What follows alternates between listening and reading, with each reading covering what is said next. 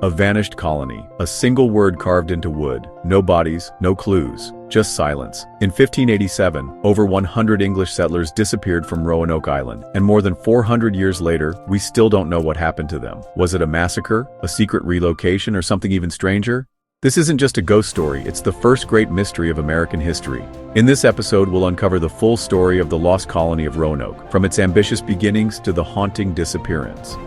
You'll learn about the political motives behind the colony, the clues left behind, and the latest archaeological discoveries that may finally reveal the truth.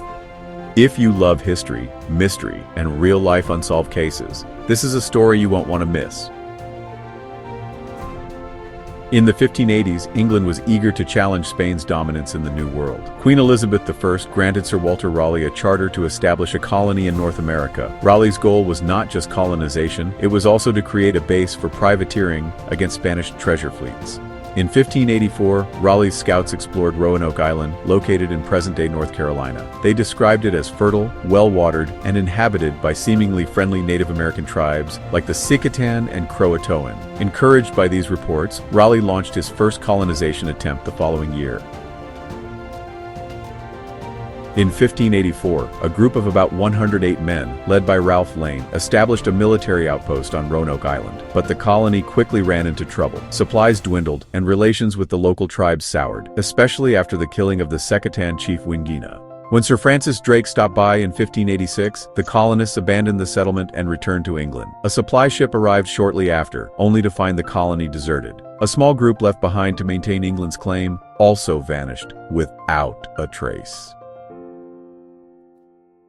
In 1587, a second group of settlers, this time including 17 women and 11 children, set sail under Governor John White. Among them was his daughter Eleanor Dare, who gave birth to Virginia Dare, the first English child born in the Americas. Their intended destination was the Chesapeake Bay. But their pilot, Simon Fernandez, forced them to settle again at Roanoke. The reasons remain unclear. Some suspect political motives or navigational issues.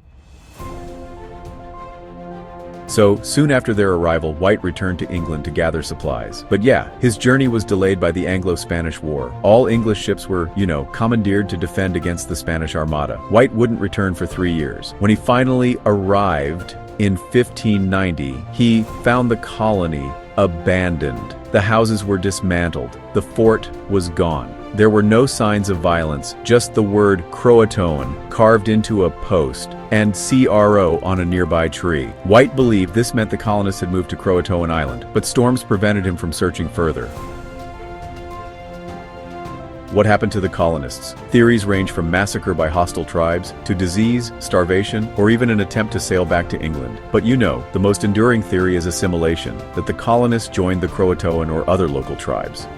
Some Native American oral histories actually speak of pale-skinned people living among them. Later, English settlers in Jamestown reported sightings of European-style houses and people with gray eyes among Native communities. Modern archaeology has uncovered, some really compelling clues. At Hatteras Island, which is believed to be the Croatoan homeland, excavations have revealed English artifacts like a rapier hilt, slate writing tablets, and copper rings. These items suggest there was close contact, and possibly even integration between the colonists and the Croatoan people. Meanwhile, inland sites like Site X and Site Y near the Chowan River have yielded Elizabethan pottery and tools. These findings suggest that, small groups of colonists may have moved inland and lived among the Algonquian-speaking tribes near the town of Metacram.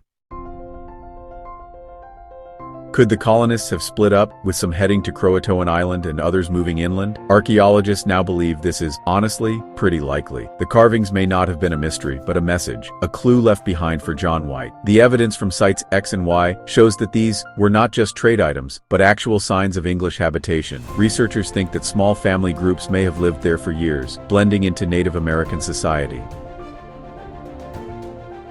The story of the lost colony of Roanoke is more than just a historical mystery. It's really a mirror reflecting the hopes, fears, and resilience of those who dared to build a new world. They came seeking opportunity, but left behind only questions. And in the silence of their disappearance, we find a story that still speaks to us today. Perhaps the answer lies buried beneath centuries of soil, or perhaps, just like the word Croatoan, it was never meant to be fully understood. Some mysteries, are not meant to be solved, but remembered.